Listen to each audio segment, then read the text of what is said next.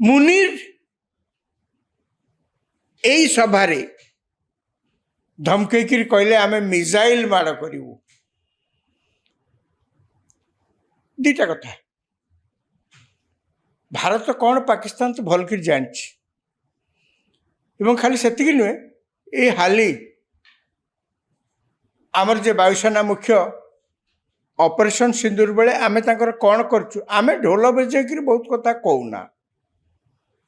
से गोटे आमर दुर्बलता बोली कहुए तेणु ऑपरेशन सिंदूर सरिबार 2 मास 3 मास पर 90 दिन पर प्राय कह बोले जहा हो भारतीय वायुसेना जी मुख्य सी सांबादिक सम्मेलन में सी कौन प्रकाश करचंती ना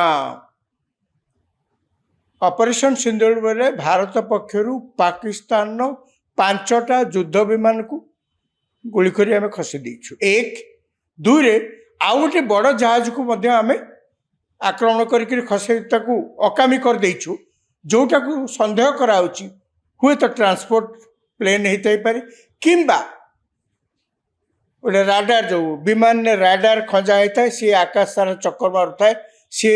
सैटेलाइट रो काम करे गोटे मिनी सैटेलाइट रो काम करे सी हुए तो सही विमान होता पारे ये कथा मध्य कहुई जे आमे जिते आक्रमण करूँ विभिन्न घाटी उपर जो आक्रमण करूँ हांगर रे अनेक F-16 थिबार आमे देखिथिलु एवं से सब आक्रमण रे नष्ट होइतिबार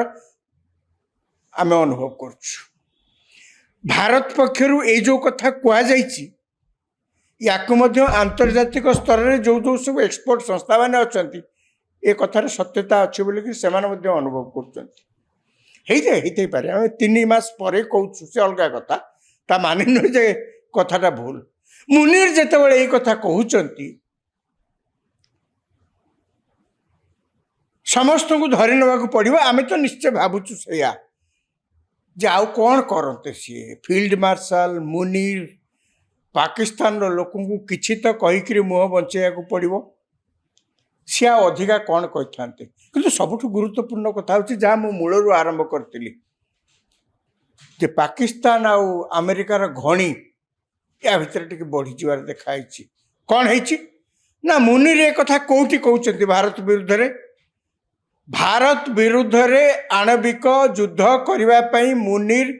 कौठु कहते पाकिस्तान कहना मुनीर आउ गोटे देश गोटे पड़ आउ गोटे देश से देशर माटी छिड़ा एक कथा कहते क्या विरुद्ध रे जो देश सहित आमर जहाँ हेले भी बंधुत्वपूर्ण संपर्क अच्छी भारत और अमेरिका सहित जहाँ हेले भी बंधुत्वपूर्ण संपर्क अच्छी आम आश्चर्य होचु जे पाके अमेरिकार जो सरकार अच्छी अमेरिका सरकार मुनीर ए कथा उपरे कौन सी रिएक्शन एपर्यंत देना एवं अमेरिकार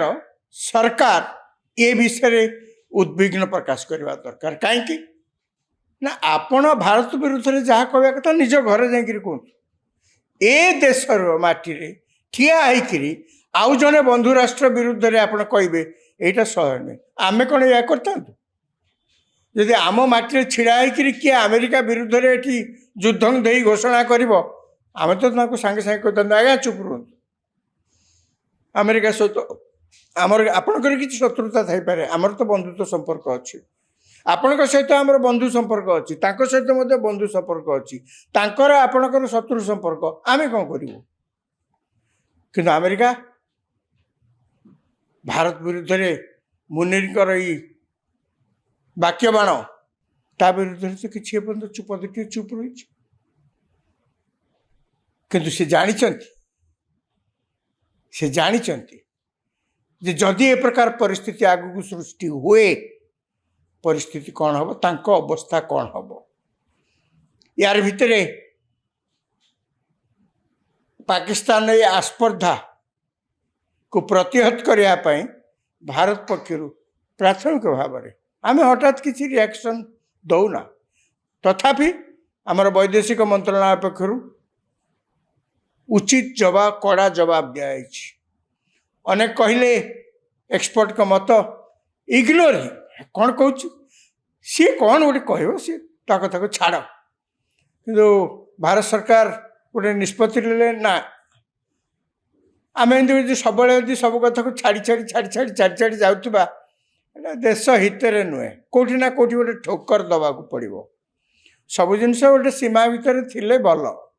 ସୀମା ବାହାରକୁ ଗଲେ ଗୋଟେ କେଉଁଠି ବି ଠୋକର ଦରକାର। ତେଣୁ ଭାରତ ସରକାରଙ୍କ ପାଖରୁ ପ୍ରଥମ କ'ଣ କରାହେଇଛି ନା କାଲି ବୈଦେଶିକ ମନ୍ତ୍ରଣାଳୟ ପକ୍ଷରୁ ଗୋଟେ କଡ଼ା ଜବାବ ଘୋଷଣା କରାହେଇଛି। ସେଥିରେ ଏହିସବୁ କଥା ବିସ୍ତୃତ ଭାବରେ ଲେଖା ହେଇଛି। ଯାହା ମୁଁ କହିଲି ଯେ ଏକଥା ମଧ୍ୟ ପ୍ରଶ୍ନ ଉଠେଇଛି, ମୁନିର ଯାହା କହୁଛନ୍ତି ତା ବିଷୟରେ ମଧ୍ୟ ପ୍ରଶ୍ନ ଉଠୁଛି। ତେଣୁ ସେଇଥିଲାଗି ମୁଁ କହିଲି ଯେ ମୁନିର କିଚକ ବାହୁବଳେ ବିରାଟ ରାଜା ଭଳି ସିଏ ବର୍ତ୍ତମାନ ମୁନିର ଏଇକ୍ଷଣା ନିଜକୁ ମହାସମ୍ରାଟ ବୋଲିକିରି ସିଏ ଧରି ନେଇଛନ୍ତି ଏବଂ ସିଏ ତାଙ୍କର ନ୍ୟୁକ୍ଲିୟର ଆଣବିକ ଅସ୍ତ୍ର ଅଛି ଏବଂ ସେ ଚାହିଁଲେ ଅଧା ପୃଥିବୀ କି ରସାତଳଗାମୀ କରିପାରିବେ ଯେତେବେଳେ ତାଙ୍କର ସ୍ଥିତି ଟଳମଳ ହବ। ସେ ବୋଧେ ଜାଣିନାହାନ୍ତି ଏଗୁଡ଼ାକ ସବୁ ଓଡ଼ିଆରେ କୁହାଯାଏ ପ୍ରଳାପ ଗପ। ମୁନିର ଏ ପ୍ରକାର ପ୍ରଳାପ ଗପ ଗପିବାର ସ୍ୱାଭାବିକ। ଆଗକୁ ମଧ୍ୟ